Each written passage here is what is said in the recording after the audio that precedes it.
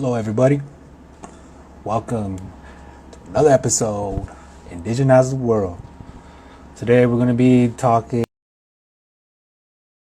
on stigmas on plant-based therapy with Marlena Robbins. I'm sending her a message now. So, hope y'all enjoyed the first interview with her, trying to get her to know her artistic, expressions, her teachings. She is, where she's from.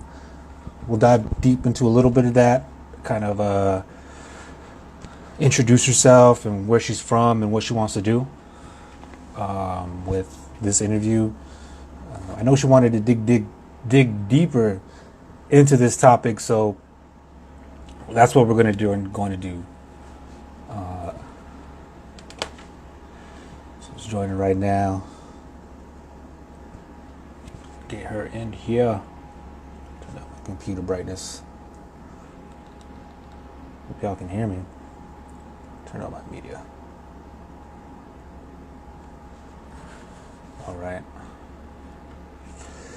Get her in here.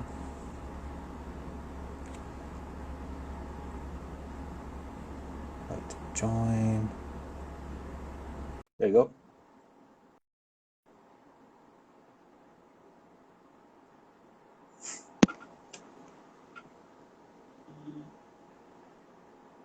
Hey, Hi, can you hear me? how you doing? Can you hear me? Yeah, I can hear you. Can you hear me? How you doing, Marlena? Okay. Can you hear me? Yeah, I can hear Okay. you. Well, okay. I think there's a lag. That's okay. You're fine. Okay, yeah, it's a little bit. It's all Hmm. right. Hopefully we can get some better audio last from the last one. I know. That's my phone. But yes, hello everybody. We got Marlena Robbins here. She's oh, it's okay. Yeah, my phone's kind of I need to Uh, update. I need a new phone.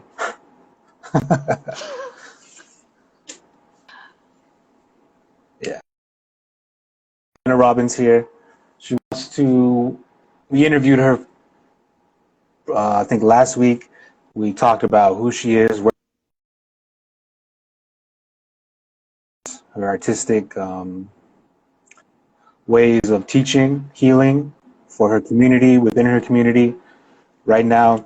And then, so we had that discussion. And we got a lot of different topics with her. But one thing right now, within that interview, if you go back to it, she was talking about her journey with psychedelics and her journey, her knowledge that she's gaining from it, and her process taking the medicine, gathering the medicine. We didn't get dive too much into all the details, so this is why we're doing this. And I know for a lot of people, indigenous people, we are in need. We are in need of healing. We are in need of deeper insight because some processes of therapy aren't really helping us, connecting us, digging deeper inside into our issues, into our traumas. Some of it is just not connecting for a lot of our indigenous peoples. So we turn to traditional ways of healing. We've tried to find plant-based therapy. We try to find organic ways to reconnect ourselves with Mother Earth and Father Sky.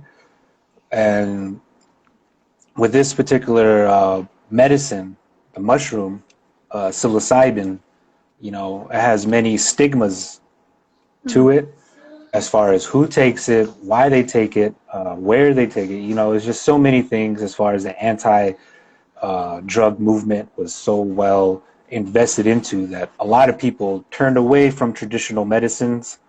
But as far as our people, the indigenous people, we have been through so much that a lot of our people couldn't go back to our traditional harvesting grounds, gathering grounds, and a lot of knowledge has been lost due to the genocide, due to the displacement, due to elders being killed and targeted that hold such knowledge, and they were also taken out. So a lot of knowledge has been lost, but a lot of knowledge is still remains, still being taught. Okay, so that's kind of to set the scene, to set the discussion for everybody joining, everybody listening. Um, this is Marlena Robbins. I'd like to introduce yourself and what you would like to talk about today. Yeah, that's great. Thank you. Thank you for having me again, and being open to this conversation and just continuing the discussion surrounding sacred plant medicine. She'e Marlena Robbins, ina she, tachini na shle, toda chini bashishchin, toda koja da shiche, tabaha da shanele. I come from the Red Running into Water People clan. My mother's family is from Crystal, New Mexico, or Tolnitz and my father's family is from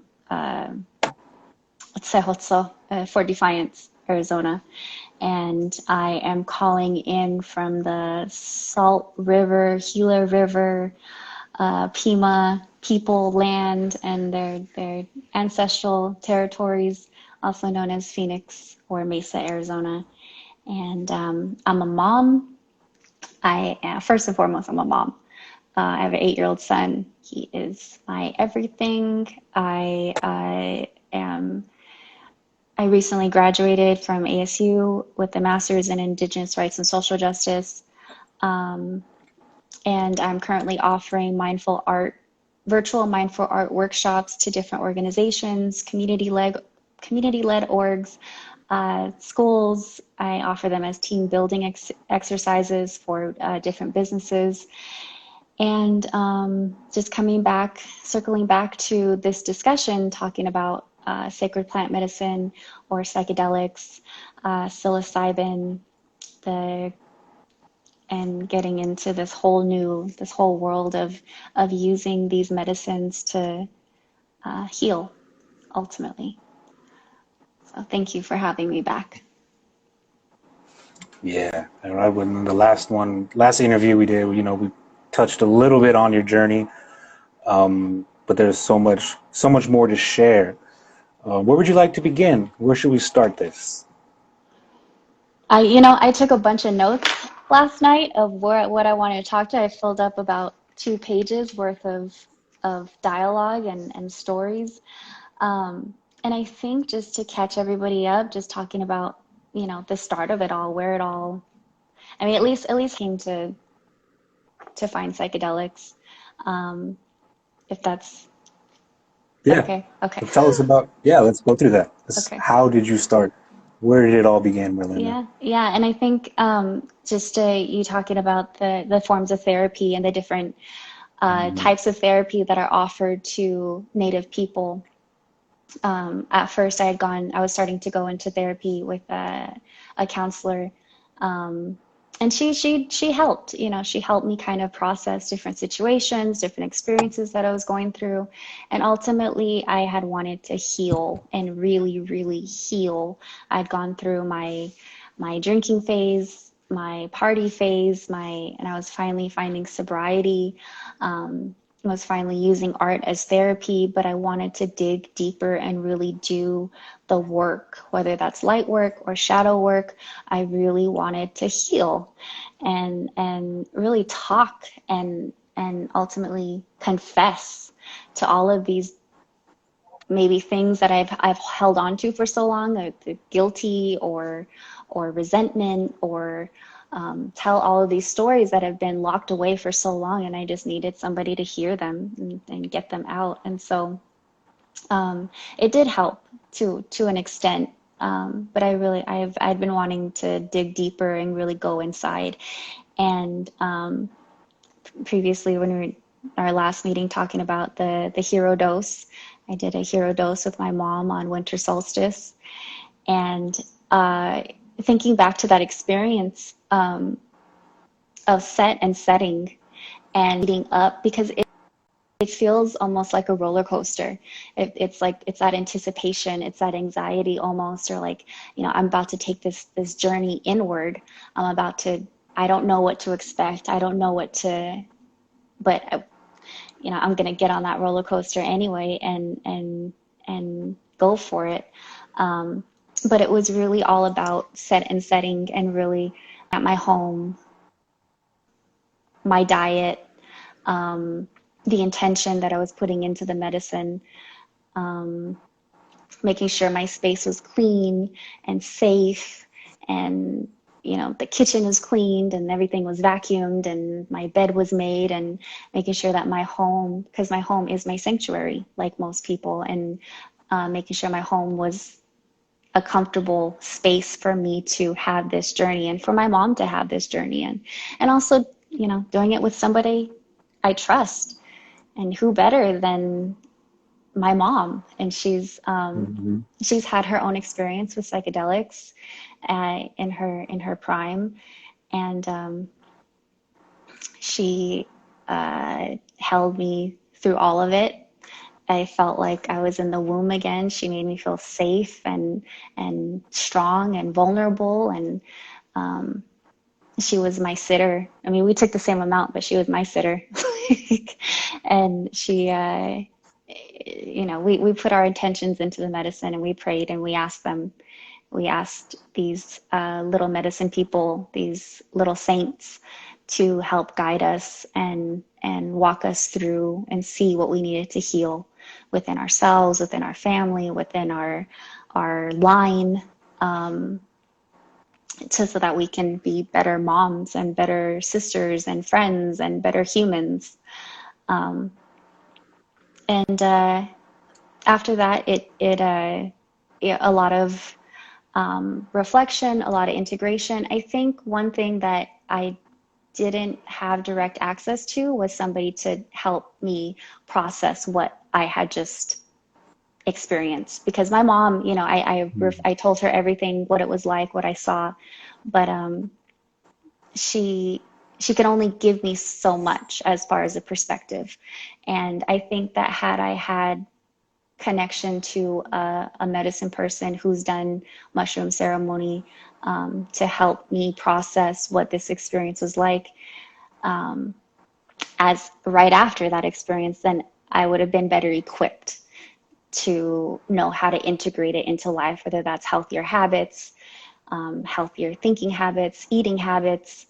All of that needs to be integrated eventually. But I would have liked for someone to have been there and at the after it, to help talk me through it and really make sense of what I just witnessed, because it's a lot if you dive into the world of psychedelics and you don't really know what you're doing, or don't have a strong support system or foundation, or if you're just doing it. I don't know. Everybody has their own purposes and their own reasons for using this medicine.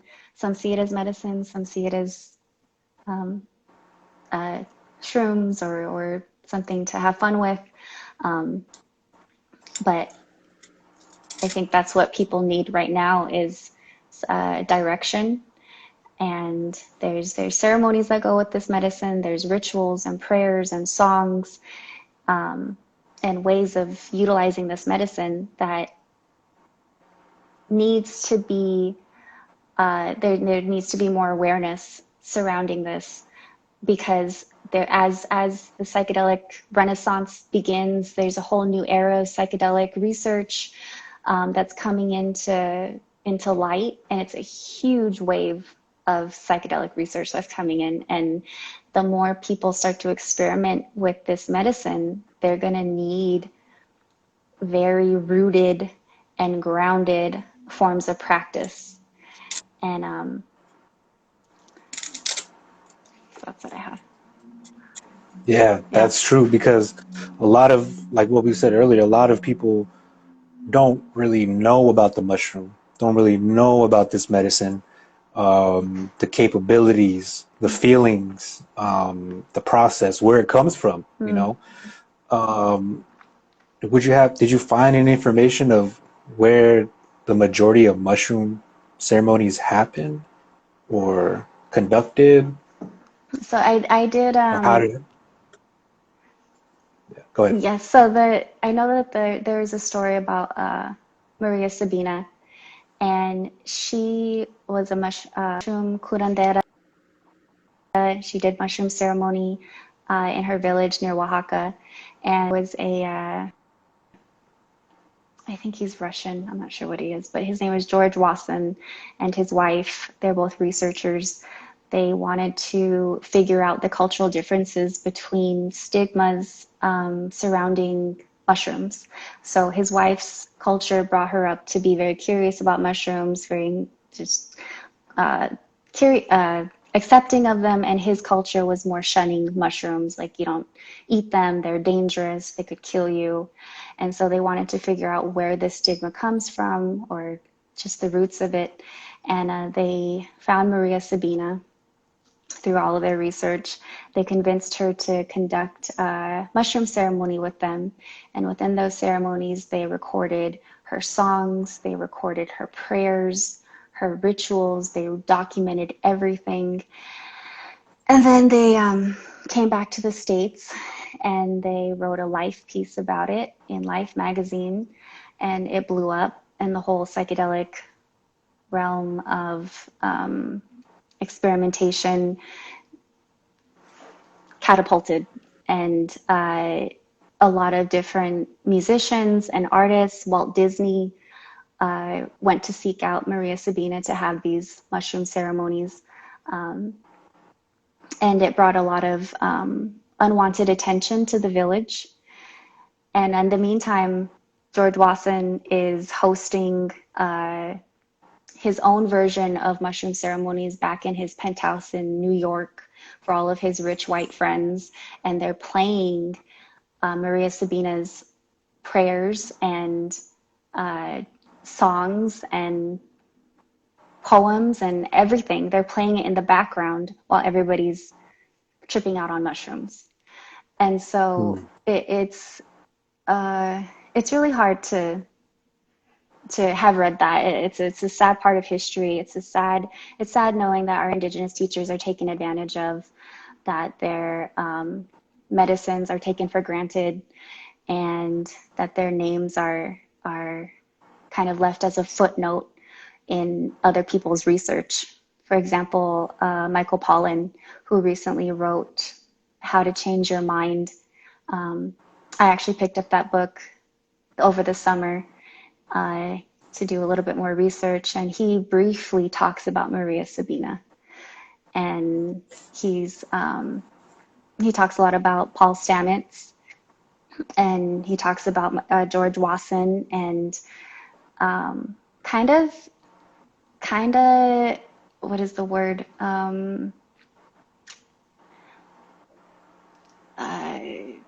They all kiss each other's asses. Like he's there to Pretty support. much. Yeah. You know, he gives a brief one paragraph section to Maria Sabina and her contributions to mushrooms, and then proceeds to call Paul Stamets the heir to George Wasson. And it's disgusting, and it's a very white perspective to come off of white science and a discussion or narrative that's geared towards ego. Mm-hmm. A lot of those stigmas came from this, I guess, mistranslation and miseducation between their experiences, and then of course trying to reference of where they all found it, highlighting Maria Sabina. But then again, they're pushing their narratives. They're pushing how they take the medicine, why they take the medicine, and promoting each other. You know, I think this is where these colonizers, you know, they create these stigmas. And of course, you know, they're here. I'm pretty sure they were the outcasts, of course, these white people. They were the outcasts of the whites hierarchy. You know, they're doing psychedelics, they're hippies, I guess some of them would call them, you know, yuppies. So here they are, the lower class of the white hierarchy, right? I guess you could kind of say, but they still had money. You know, they still kind of went against the pharmaceutical companies, trying to say there's another way. I'm not too sure if they did that in their writings, but I'm pretty sure they were still kind of like the outcast of white society, you know, so they had a kind of a different white privilege to still speak about these things and still be heard, you know, by media, by authors and different fields of studies to kind of say, oh, they are white people, so let's listen to their voice, you know, without going back to where they got it from. They listened to them instead. Yeah. You know, so this is where the miseducation, the mistranslation of how the even the word shrooms, mushrooms, you know, in today's American white culture, these have stigmas, and she's highlighting of where it all started from, who brought it here, and how did it get so popular and popularized during, I would say, the New Age movements, you know, and that's some of the history of how it got here, where it came from. You know, I want to do my own research and if you can send me some info about Maria Sabina, that would be great because I want to learn that stuff and Yeah. read those stories. That would be great. What else? What other stigmas? What happened during that time? Was during that time of them promoting themselves and the beginning of the mushroom movement. If you found anything out. Yeah, I think it destroyed Maria's village, and it she was banished from her village. They burned her house down. She ended up poor and alone, and all the meanwhile, Walt Disney was uh, building an airport near her village so that he could fly his employees in so they could all do mushroom ceremony with her. This was prior to them burning her house down, but they received a lot of unwanted attention, and George Watson received the best type of attention, and he's been uh, referenced in a lot of different research.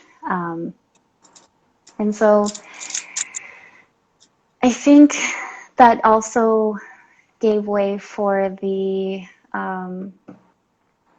war on drugs in the Nixon era, the Mm-hmm. Nixon administration labeling this as a class Schedule 1 drug. I was listening to a podcast and Michael Pollan, I forget which, I think it was Psychedelics Today. He was a guest, and he was saying Nixon might have been right. Nixon was probably right about implementing the war on drugs because, and mind you, that Michael Pollan is supposedly an advocate for psychedelics, but it's just his frame of reference and his perspective as a white male, whatever.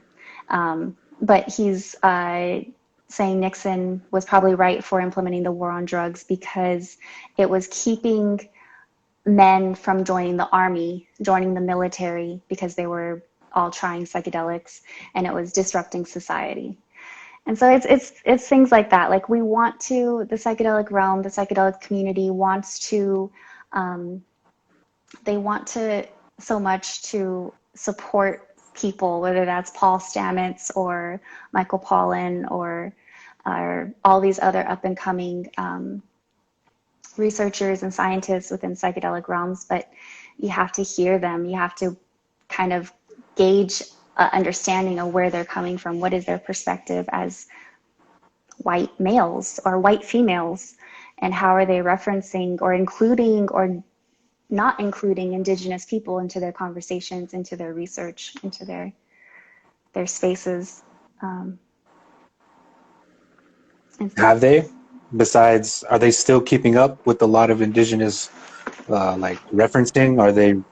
Or are they just still just pushing science and what they found? I think Have you there's, heard like? yeah, I think there's a lot of organizations coming into light who are advocating for Indigenous inclusion and making sure Indigenous people have just an equal seat at the table. There's the Chacruna Institute. I follow them. They do a lot of advocacy work, talking about how we're bridging Indigenous sacred plant medicine ceremony ritual within Western frameworks, Western models of science or clinical settings? How do we bridge the two? Because ultimately that's going to have to happen. We're going to have to find ways to implement these medicines within the Western medical model on reservations. You know, just kind of putting it out there. How do we bring MDMA therapy or psilocybin therapy or other types of therapies, psychedelic therapies, to the reservation, whether that's just throwing a hospital out there, Fort Defiance Indian Health Board. You know, can we have access? Can our people have access to those types of therapies?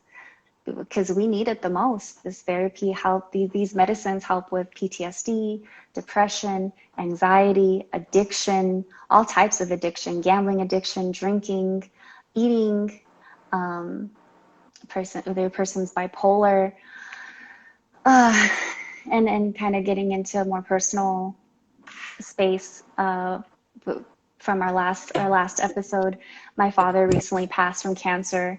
In July, and he was diagnosed the beginning of June on Father's Day. And just that entire experience, I remember talking to him and saying, you know, Dad, they're doing studies on cancer patients coming to terms with their end of life and their transition and coming to accept that their life is coming to an end. And I have this medicine here. Do you want to try it? And he was open to the conversation. He was very interested and he talked about it with me. He didn't do it, but it's the fact that there are Navajo families of color, indigenous families all over who have a loved one getting ready to pass from cancer, and they don't have the access to this medicine. They can't even have the conversation surrounding it, part because there's a stigma that these are drugs. They're class 1, schedule 1 drugs. They're deemed lethal. Mushrooms are lethal. Mushrooms are this, and so these conversations can't be had. And this medicine is slowly, I'm scared that this medicine is not going to be able to reach the people that need it most, part maybe because it's monopolized or it's cornered, or the DEA decides that it can only go to certain, I think the DEA just approved 1,500 grams of production. So they're allowing for 1,500 grams to be produced by different psilocybin growers for therapy research. So their laws are slowly bending as people continue to advocate for these medicines. I just hope that, and I pray and I advocate that this medicine is going to reach the people who need it most. Yeah, and that's the key, is understanding and creating a language that bridges the medicine to the individual. Not creating policies and language that only have the medicine to industry, then to the individual. You know, I think that's where a lot of we have many plant medicine that has also been legalized, such as medical marijuana.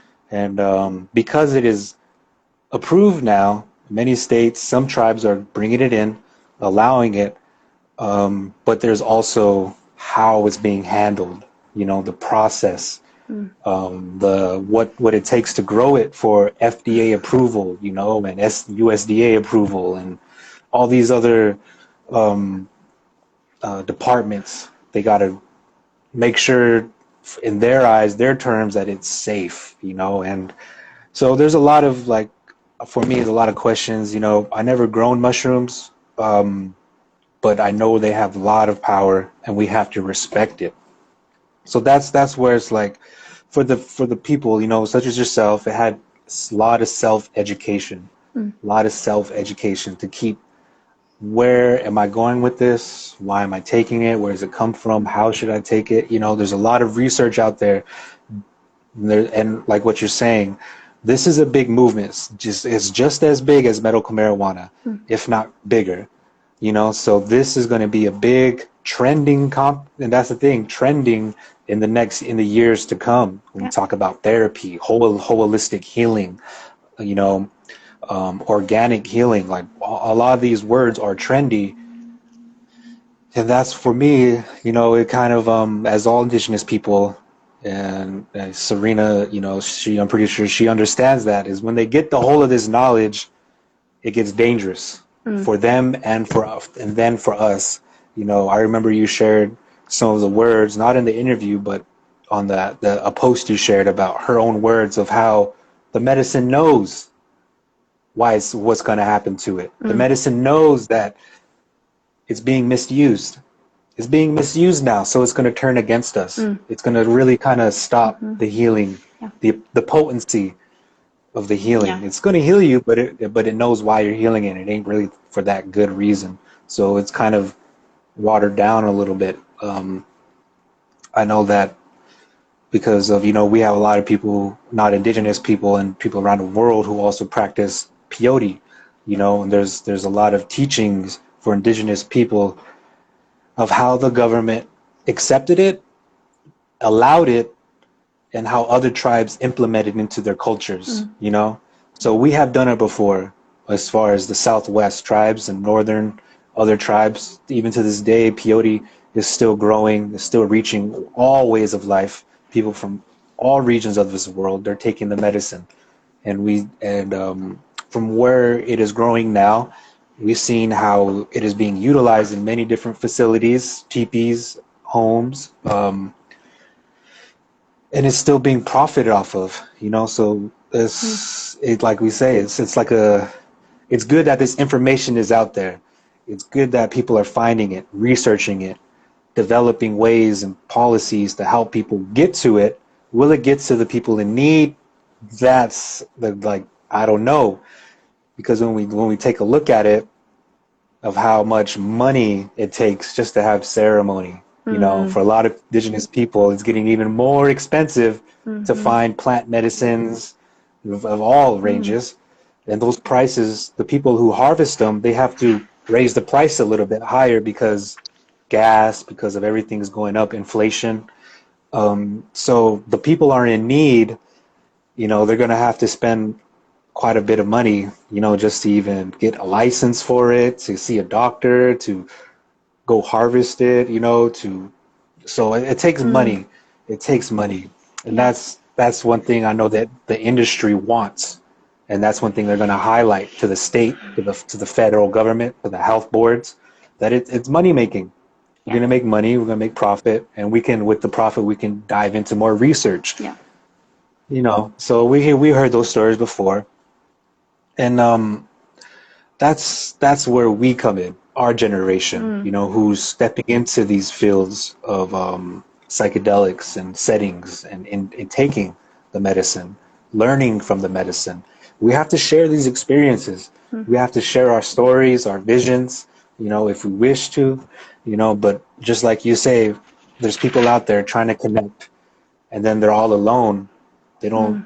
have anybody out there having these experiences with them to share with. So that's I'm glad we're having this conversation, because there's not many people to share my mushroom ceremonies with, Mm. or visions, So that's also good, like how would you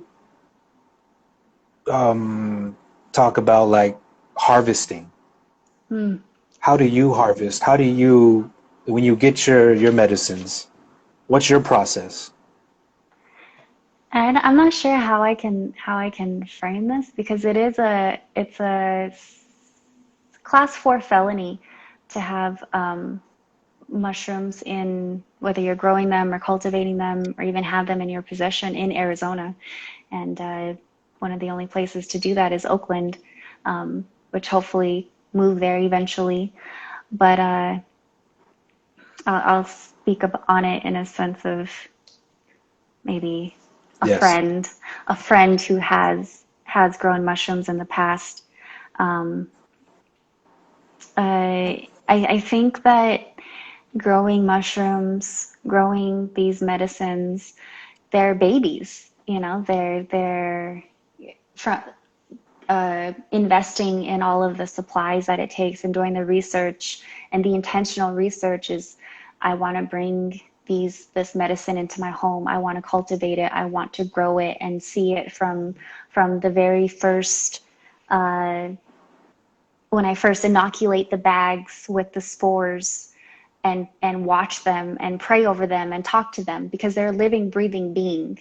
And they're in the closet in a box in the dark, just left alone. And I'm checking on them every now and again, and I'm talking to them. There's this one called the Masatepec, which is the mushroom that Maria Sabina used. And when it started to colonize the bag, it looked like an old woman's hair. Like it was white, the way it colonized the mycelium. And it was, you could just feel the power that it had. You could feel the wisdom, and just how our elders are, their hair, and it was really interesting. It reminded me a lot of her, but just feeling this power growing in a box in the dark in the closet, and coming back every now and then to check on them and talk to them and say, hey, I'm here. You know, I'm growing you with beautiful intention. I need you here to help my family heal, and I'm right here with you every step of the way. And then being there and, you know, seeing the bag colonized and all the mycelium growing, and saying, okay, I'm gonna transition you into your new home. So within that research, building the inoculation tub, the tub that they're gonna put, I'm putting the substrate in so that they can colonize the substrate, and making sure it's safe, that it's sterile. Sterile is key. Sterilization is you have to sterilize everything, alcohol, everything. Yeah, I clean out my bathroom. I take all the stuff off the counter. I sterilize everything, and making sure they have the best substrate, the best food, because once they're introduced to the substrate, they're hungry, they're starving, they want that food. And so making sure that I'm giving them the best possible chances to grow, and talking to them along the way and saying, you know, I'm setting up this space for you. I'm going to build you a good home. I'm going to buy the best substrate for you. I'm going to make sure I'm watching over you, and I'm here to protect you. And I'm making sure you're coming to life. You're already alive, but you're making sure you're fruiting so that you can go on and help more people, or help family who's going to take you. And so from there, I'm looking at my tubs right now. So from there, Little babies. The my little babies, babies. yeah, they're my babies. They're sleeping. But Yeah. But I like how you so, highlighted that they are beings. You know, they are beings. That's the biggest thing for us to share with the non-Indigenous people who are trying to understand it in an Indigenous way. Speak to it in an Indigenous way. It is a being. This is the biggest highlight for Indigenous people, a reminder for everybody taking this for ourselves too, that this is a being. yeah. These are, when we speak of leadership, when we speak of what got us through colonization, through genocide, through suicide, through all our traumas that we deal with from the day of impact to the day right now. These are beings. These are the plants that got us through it. We didn't get it through ourselves. We didn't get it through just prayer. We didn't get it through just having good thoughts. You know, we had to take medicine, because this is what the holy people, the mountain, you know, I was on a live earlier when I was telling this with a friend. These are the leaders. When our medicine people speak in our Diné way, they tell us, medicine man, I'm not the medicine. Yeah, I'm just a helper. You know, I'm just the one to translate. The one who's healing you are right here. The bundles, the crystals, the fire, the water, the herbs I have here, the basket. These are the medicine people. These are the leaders of our people. You know, this is how we need to remember ourselves too, to not be afraid of the medicines. You know, because I was reading a book a long time ago, given to me by my mother, was called Don Juan, a Yaqui Elder Way of Oh, yeah, Yaqui Elder Way of Life. I have that. In that book, he highlighted that back then, back in the day, when the colonizers were here in his territory, the Spanish, when they first seen his warriors, their warriors, they were afraid because they would run so long. They would pick up boulders 10 times the weight of the man and throw it down the hill. They would run forever and ever and ever without eating or drinking. The colonizers were like, how are these peoples doing this? You know, so what he said back then is how we take medicine back in the day was we spoke to him with that way of intention and remembrance that they are beings, they are alive, they have feelings and thoughts just like us. They know things that we don't know. So what he said was, our warriors, our people back then were so strong. We spoke to them like allies. They were our allies, not our healers, our allies. From colonization and through our displacement and trauma, we have gone to our medicine just for healing, only to heal our trauma. Our people are so hurt and weak that we only go to the medicine for healing, which is okay. He says, which is okay.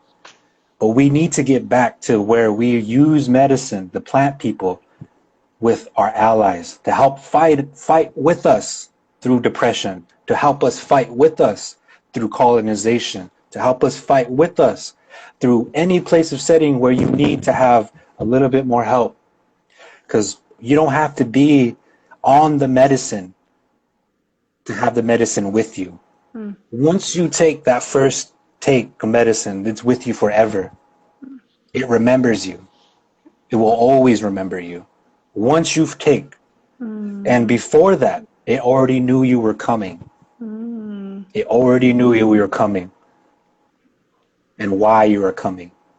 So this is the teaching that we as Indigenous people, through the generations after us, we have to keep reminding ourselves and the colonizers that these are beings.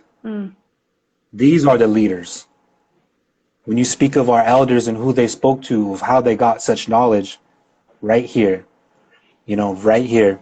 But we have to be very delicate, and we have to be very mindful of how we share such knowledge, such plants, because just like how many stories are before, it could be used against us. They could switch it on us. They could turn the medicine against us, So we have to be very careful of how we take and educate ourselves and re-educate others of what these plants are. They are living beings. So I think you highlighted that perfectly, because that's the biggest conversation.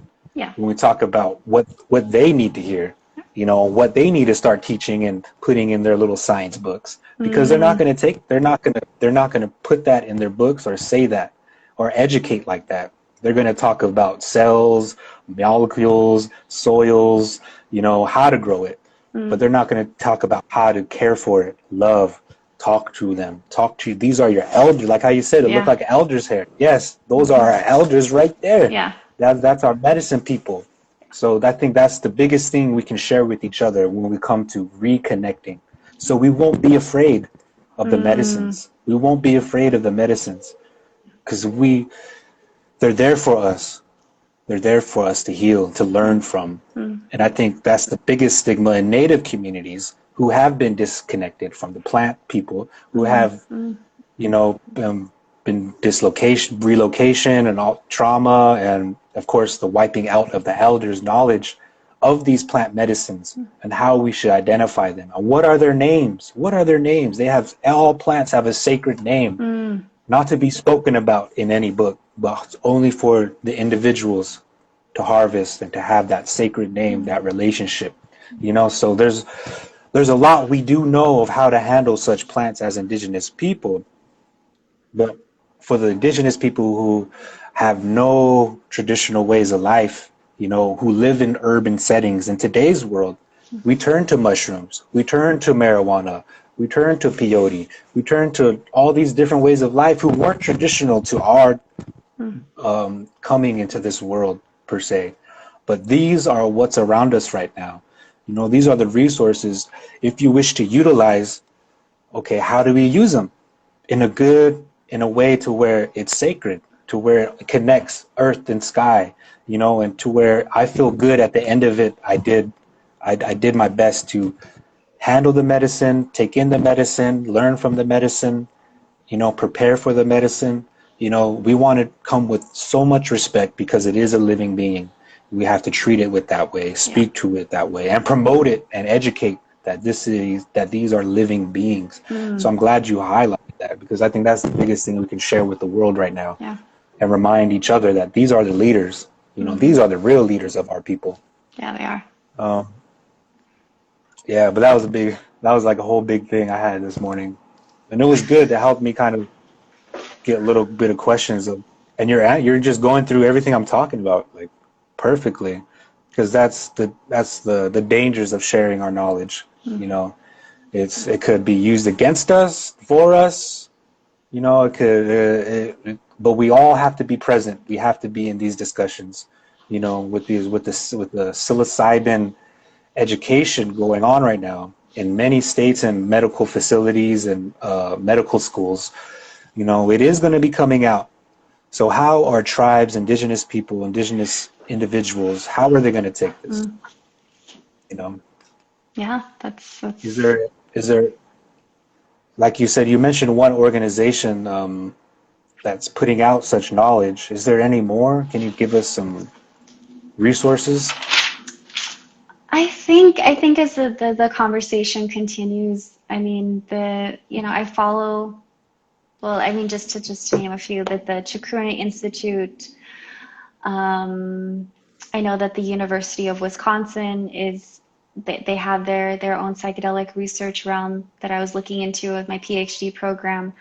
The UC Berkeley Psychedelic Center for Research, it has their own realm of research. The John Hopkins.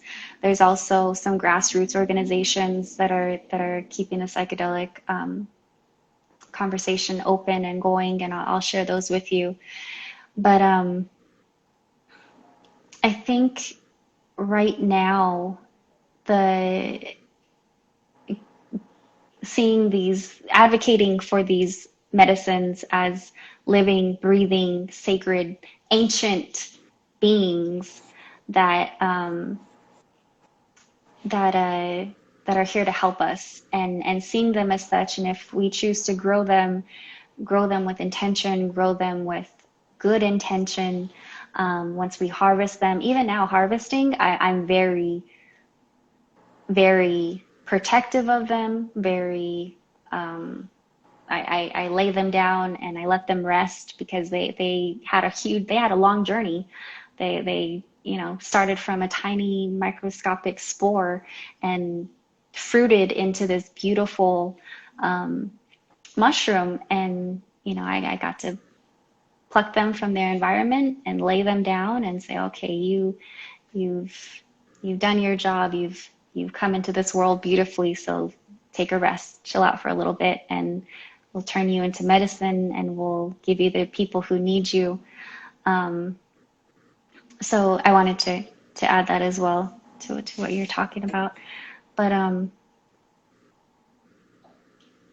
I think as the conversation continues, there's going to be more conferences surrounding psychedelics. There was one recently in Oakland that just took place. I think it was Hyphae, Oakland. I can share their link with you, or their page with you as well. And yeah, I'm curious to see how this movement continues, how we continue to advocate for the medicine, even in terms of microdosing. I don't know if you've heard of microdosing. Yeah, Yeah. so What are the, like? How are the dosage? Big dosage, small dosage? Like, what would you recommend for the first time user?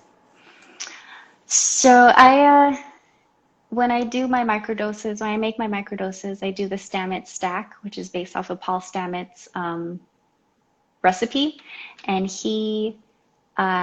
uses niacin, which is a vitamin B3, and lion's mane, which helps with concentration, and then the psilocybin, their choice is psilocybin, which is all grounded down, mixed together, and then put into a pill form. And those pills, there's a certain regimen where it's you could do 3 days on, 4 days off, 4 days on, 3 days off for maybe 2 to 3 weeks, and then take a break for a month. There's lots of different types of ways that microdoses are taken, lots of different types of dosaging and different recipes, but that's the one that I mainly follow, and I give those primarily to my family, my sisters, my mom, my aunties, just very, very close family. I don't sell them. And I've had conversations surrounding the selling of these medicines, turning it into a business, because that's eventually what it, I mean, there's lots of mushroom pages that follow me on Instagram who are selling these medicines and just trying to make a quick buck. It feels very disconnected. It feels very exploitive. Like they're exploiting this medicine for their own personal, their own wallet, and it's sad. You can see that they're not in tune with this medicine whatsoever. They're just taking pictures of what they have in front of them and then posting it and hoping somebody buys. And that's a whole system. That's a whole, I want to say they're a community, but disconnected people who are engaging with disconnected people who are growing and selling this medicine. And it's a world of chaos almost that I'm seeing more and more pages pop up like that on Instagram. Yeah, that chaos, I see it with the medical marijuana industry, recreation. It's just, it's what's to come. I hate to say it for the psilocybin, unless we really advocate and push, we always. I've recently started my mushroom journey just recently, within the past like 5 years. I take it, maybe 2 times a year, 3 times a year, big doses, like 15 grams, 10 grams. Wow. Yeah. Wow. And the journeys, the things I see and what I feel, very powerful stuff. When I was just thinking, when I were having this, it came to me. I remember deja vu. And when I was on the medicine, I had deja vu about this whole thing right here. Oh, wow. When I was like, whoa. So, and I was on the medicine when I had this vision. So if you're really on it, if you're really focused and your heart is pure and you want to know which way to go, the medicine will show you. Yeah. The medicine will show you. That's how powerful this mushroom is. It's no joke. You want to talk to God? Well, this medicine is going to take you right there. He's going to come. They're going to come down and sit with you. It might feel uncomfortable, but get used to it. Get used to it, because it is uncomfortable for them too.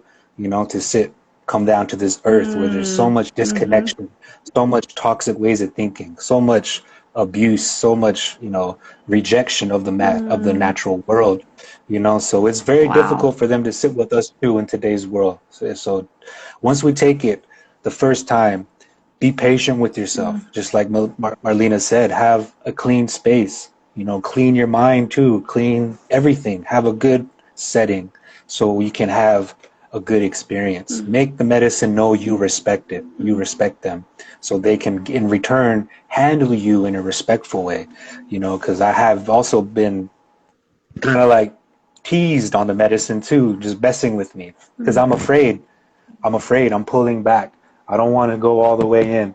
I'm afraid. Oh, I'm getting scared, but I got to the point to where I just lean into it. I'm not afraid, and that's where we want to get into. Is just kind of it's challenging at first. Psychedelics, altering your perception, seeing things that a lot of people will never see. only for you to see, and that's good too. Some things are just meant for you. You know, some things are just meant for you to see, only meant for you. You don't have to share it. You shouldn't share it. You know, that's yours. And that's what's going to keep you going. You know, that's what the holy people, the medicine, the natural, the plant people are going to give you this, and that's just for you. No one else. And that's okay for you to hold that and sit with that and never share it. You know, so that's good too. But we also need to share that the things of what to expect. You might go this way, you might go that way. Don't do this because I did that, and or I thought about this, and it put me in a whole different path and journey. You know, so we got to share our experiences on these medicines. So when the ones are coming in, the young ones, our family, our friends, anybody, they'll have they'll know the path a little bit better, and that path will get more clear for everybody joining the road on this journey with the plant, with this any medicine, but with this mushroom medicine, it's so powerful stuff, and it's kind of scary at the beginning, but once you accept yourself, you know, because it's gonna show you things. It when I take it, I feel my whole brain start electrifying.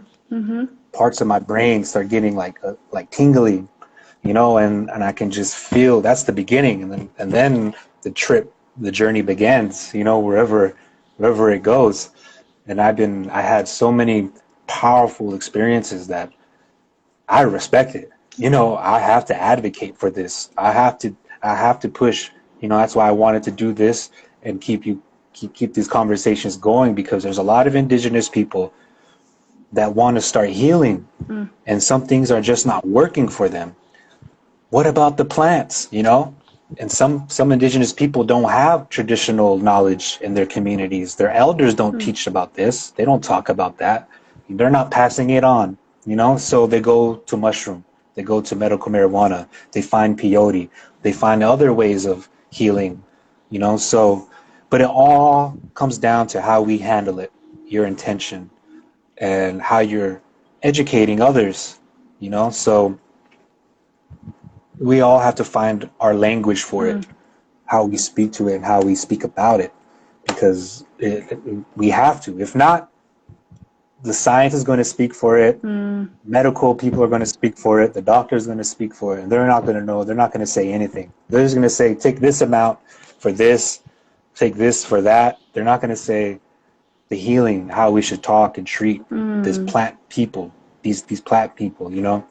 And because I know a lot of young people, they take it, but just for party, you know, they just to have fun, just to try it, experiment, whatever, you know, being young, which we all do, which I did. I done that before, but how I take it now is totally different. And the experiences that I felt in a ceremonial setting is way more potent, way more.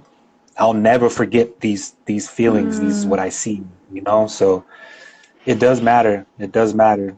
Keep educating yourself about these plant medicine, these plant people, because we need to define our language for it within this English. Because if we don't, it's going to be defined for everybody else out there. What else should we talk about? I know you've got so much knowledge, Marlena. What should we dive into next? Well, I think what you're talking about, advocating for these medicines, of course, but also the new generations that are coming in. And my son is at a prime age of curiosity, and he's seeing this in our home, and everything is all of this energy, all of this, our conversations, it's all intertwined, and the medicine is emitting its own vibration. They're talking to us, whether we know it or not, or whether we take it into our bodies or not. They're still emitting their own thoughts and frequencies and energy into our space, and we're doing the same for the medicine. So it's all being reciprocated, and my son is very much a part of that journey. So I talk to him, and how do we have these conversations with our children about these sacred medicines and these medicines that we've been other older generations, or during the Nixon era and the war on drugs, created this stigma surrounding these drugs and labeling them and creating this level of taboo that you don't talk about them, you don't touch them, they're dangerous, they could kill you, they're crazy, they'll make you crazy. So how do we change that narrative and raise those discussions that we can have them safely with our children and let them know, okay, you know, this medicine is here for you. It's going to be here for you. Not right now. Like your mind is still developing, your brain, your neurons are still growing, and your neuroplasticity is still taking shape and taking form. So I would to be able to find himself right now in his developing ages, and eventually when that time comes, whether that's, you know, after manhood, you know, then we'll talk to the medicine, we'll see what you need help with, it'll be here for you ultimately. Like, this is why I'm doing this, is so that later on, should he come back and say, Mom, I need help, or I need this, or this is what's going on, okay, like maybe this is what you need, maybe this is a solution, maybe this will help. So really opening up those conversations with our children, and making them just as much a part of the process and just as much a part of the narrative, because these medicines have been with us forever. And I mean, just even Christmas, the history of Christmas and the origin of Christmas is based on mushroom ceremony. Saint Nick and his red and white outfit is based off of the red and white mushroom. So there are a lot of these, and when that mushroom ceremony was conducted during winter solstice, it eventually evolved to be Christmas and how we give gifts and the trees and stuff. But really, it was the celebration of winter solstice and villages coming together and everybody taking the sacred medicine together to celebrate this transition and this portal opening, and so that they're all communally connected. So you had children taking it, mothers, fathers, elders, all of these different generations connecting together on this sacred medicine.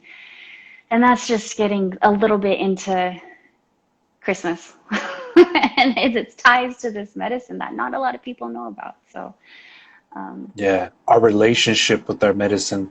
I like how you're making it intergenerational, because it has to be. It always been that way. The connection grows deeper, and as your boy grows, become a young man, and he goes with his own struggles and his own journey, you know, and life continues on.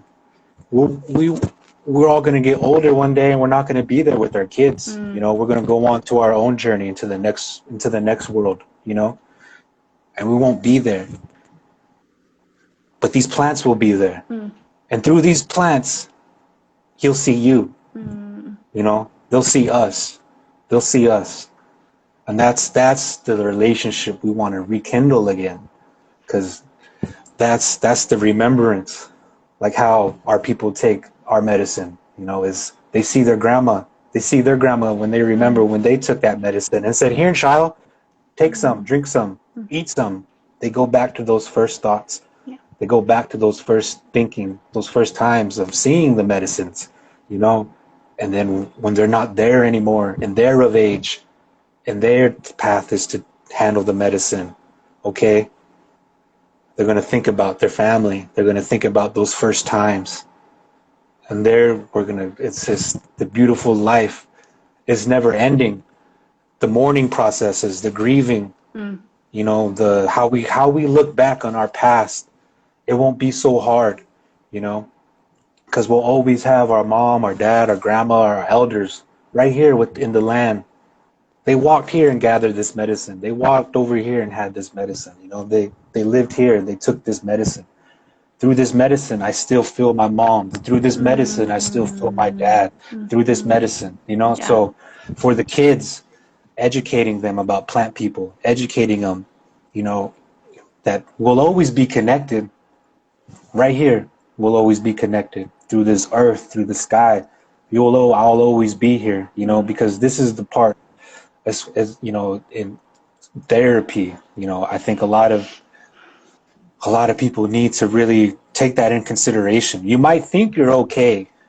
You might think telling yourself everything's okay, but you're not. And that's okay to say. It's okay to say it's not okay. Yeah. It's okay to say that. Now it's time to really dig deep. Where's it all coming from? How can we get down? How can I handle this pain and trauma? You know, a lot of our people don't know how to process their emotions. Everything's angry, sad, happy. There's just no middle ground. You know, it's very hard to just stay in that middle ground and show every emotion. It's just one or the other. And the plants, mushrooms, it really shows what you're putting on the back burner. You cannot wake up every day and say everything's okay when it's not. You have to face your traumas. You have to, it's hard, it's painful, but you have to. Yeah. It's the only way to make your healing process quicker. You know, you don't want to live in those traumas for too long, but you do want to recognize them and kind of slowly heal from them. Yeah. Because a lot of traumas take a lot of time, and I'm still dealing with a lot of trauma since I was a little kid. And it haunts me sometimes, and just some things trigger me. But through the plant medicine, I've been putting a lot of these traumas on the back burner. It woken up a lot of these things. Yeah. And so it's like, yep. Yeah, so it's like, okay, now I got to deal with it. Yeah. If I don't deal with it, I'm never going to change. Yeah. You know, we all want to be better people. We all want to live in a good way. And we want to wake up tomorrow feeling happy, appreciate every moment of this life, you know. But we can't do it on our own. We need friendly reminders from the birds, from the plant people, from earth and sky. There's many reminders giving us signs you're on the right path. Everything will be okay, you know. So it's through the medicines you can speak to those signs. You can pray for those callings on your journey. That's what you want to pray for. As you're eating this medicine, pray. Focus. Your mind will wander, that's okay. But try to focus on what you want, what direction on the path. Ask the plant people, what do I need? I need this. I need help. You know, I need healing, but I also need help. Give me, you know, how I pray for my music. I'll share a little bit of that. I pray for my words. I tell Joe, I speak to Jonah when he wake up. I pray to Jonah, the sun. I pray to him. What are you talking about today?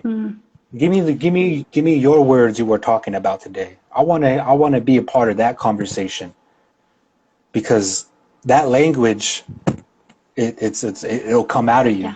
That language will then help your message carry through the frequencies of this world. You know, so that's how I kind of do my process when I take plant medicine, or when I, you know, just pray. You know, it's I always pray to have the right words. Give me the words, as well as my path.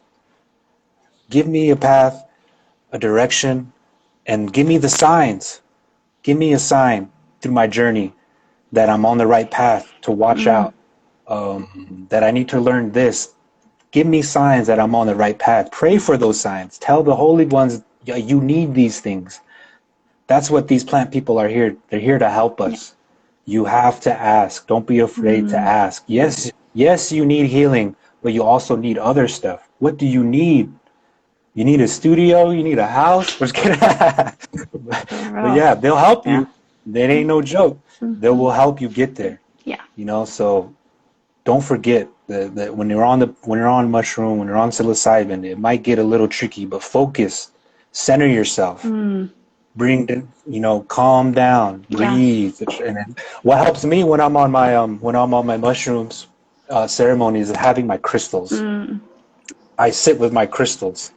I hold my crystal and I pray, and we have a fire going. I do it in California, but my brother created a church because he wanted to just be legal and not be messed with anybody. And so he created a church, and it's called Church for Creator of Mother Earth and Father Sky. Mm. And so he's in La Jolla Res, in California, Southern California, and that's where I do my mushroom ceremonies. We go there, we set up in his traditional setting called a Wampkish, and within that Wampkish, that's where they hold a lot of ceremonies, his people. And so we go there, whole day of just getting cedar, wood, cleaning up everything, like how you're saying, a whole day of just that, putting our intentions out there to the natural world. We're Mm. gathering cedar for this, we're getting the wood for this, we're getting the water, food, all this stuff, the Mm-hmm. people. So we're doing all this intentions, putting it out there. And then when we get to it, I have my crystals. And so you want to have something that'll always ground you, because you will travel, your mind will go, but you want something to always have an anchor to. That's one thing I noticed is you want to, if you're taking big doses, you want to have an anchor. Yeah. The medicine will hit you different. Yeah. No matter little or big, it's going to hit you differently. Mm-hmm. So, but you want to have something to help you anchor yourself to something to hold on to. Yeah. A lot of indigenous people, when they're in ceremonies, they hold on to their feathers, their bundles, Mm-hmm. their pouches, their staffs. So you want something to remind you of good things, of your power. So that's one thing I recommend, and that's one thing I how I practice with the mushroom is I gotta have my crystal with me, Mm. and have that fire, have the cedar all night burning. Mm. And it's a beautiful ceremony. If you wish to come and join us, I'm not too sure when his next one is, but it's a beautiful way, and it's like all weekend. He starts off gathering, harvesting, and then the nighttime we do it all night until 3, 4 in the morning. People then start coming down, and then we eat. People relax, chill, whatever, and then we have sweat the next day. Oh, We wow. have sweat lodge. So, and then after that we eat, and then everybody goes. So that's how the Church of Creator of Mother Earth, people for Creator of Mother Earth and Father Sky goes. Okay. So there's people out there doing it. There's Native people out there doing it. They're not really promoting themselves, or Mm. because of the reservation stigmas on people who do medicine not traditional to their tribe. Mm. But my brother Shane, he's going to the tribal councils. He's always bringing scientists. He got Dr. Bronner's, who creates that Wow. soap. Mm-hmm. He's heavily invested into psychedelics as well as peyote. Wow. So we got to check him out. But he's working with my brother. He's trying to get him established, get a healing, facility recognized by the tribe, because that's big. Because we have different regulations we can create for medicinal plants Mm-hmm. and how they are handled in reservation lines. So there's many resources out there. As far as indigenous resources, you really have to search far and wide. I wonder if we could get a list, after this, and if you can create a list, and we can all share those indigenous resources, Yeah. books, Mm-hmm. pages, people. If we could share where your resources, that'll be huge for a lot of people Okay. Let me just to write start that making down. the right steps. Yeah.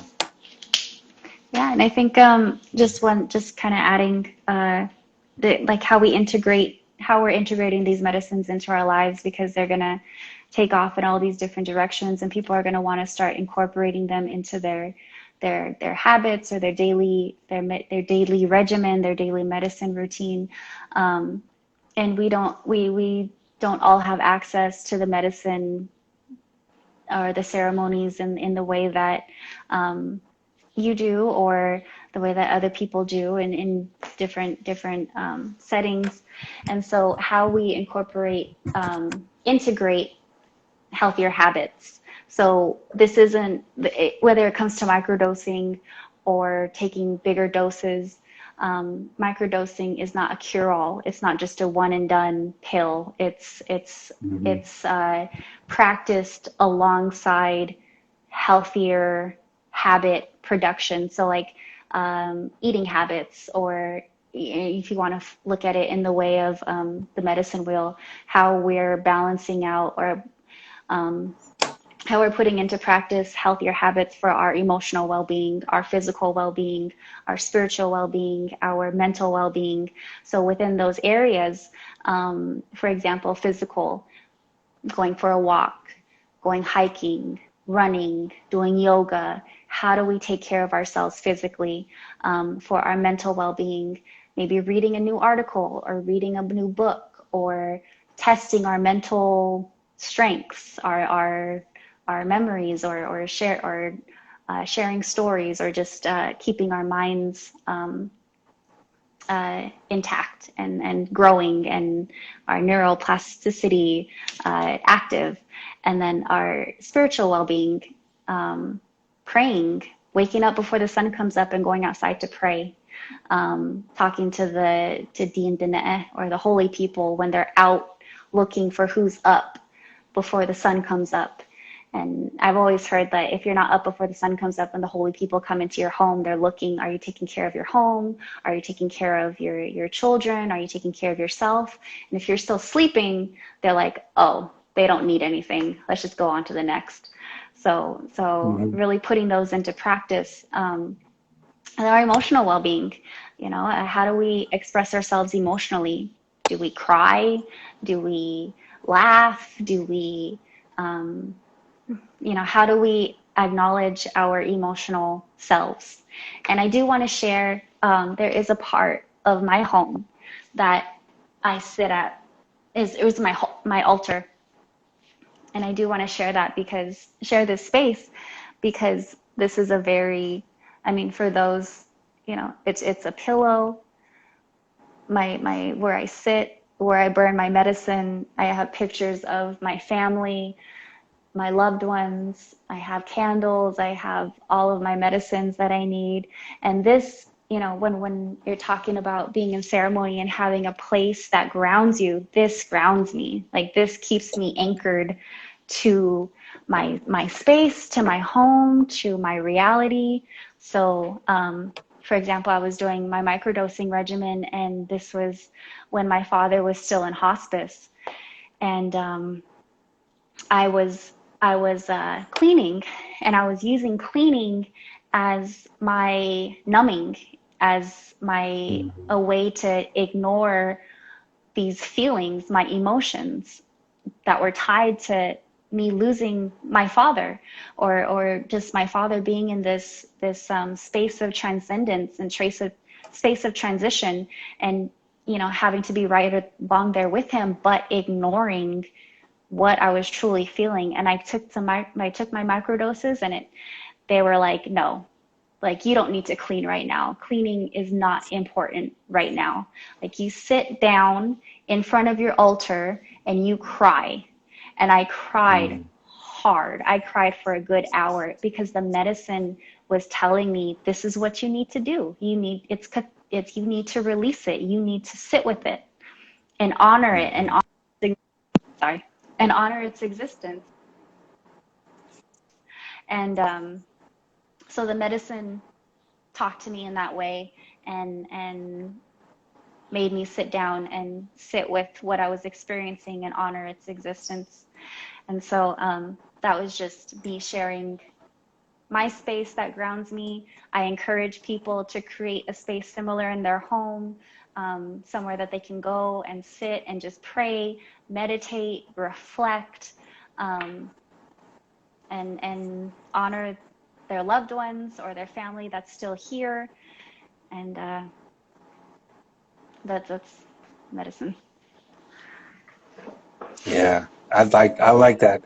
That's definitely a keynote, because a lot of people don't know how to set up, something like that if they don't already have one. A lot of people, they want a safe space. They want to create a sacred spot, a sacred place, and that's sacred to you, what you love, what you look after and care for dearly, to your heart, to your family, to your future, to your past, to your present right now, So set up that space for yourself, for your family, and then you can put your intentions out there, because you are being listened to. This world is here for you as well as we are here for the world, you know. So just like how you said, you know, the holy people, they're looking around, looking for who needs what, you know. And if we're not really making time for them and putting our questions, our prayers into organizing them, into really figuring out what I really need, you know, they'll kind of just brush over us because they are living beings. Yeah.